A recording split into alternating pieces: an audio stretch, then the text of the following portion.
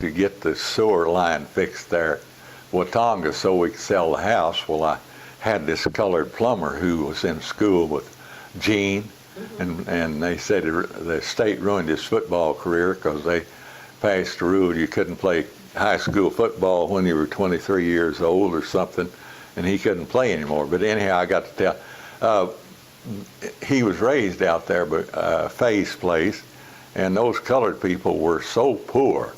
They had dirt floors and everything else, and actually some of the colored families would walk from Watonga to Kingfisher to buy groceries just to save a few cents. And that was a 2-day trip to do that.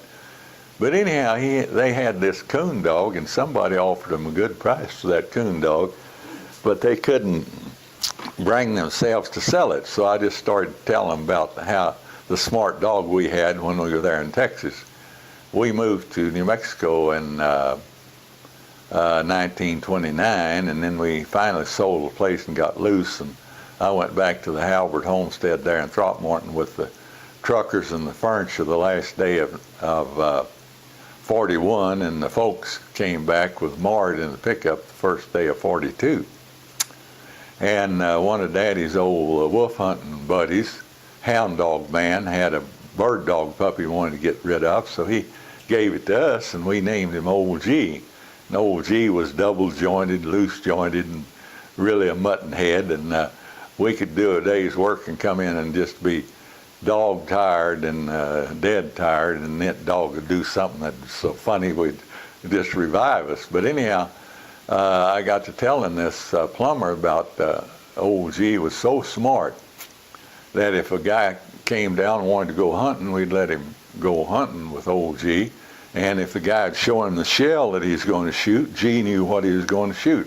If it was a shotgun shell with a slug, he knew it was deer, and he'd chase the deer by.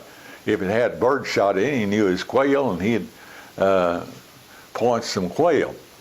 If it was a 22 short, he knew he was hunting a squirrel, so he'd tree a squirrel.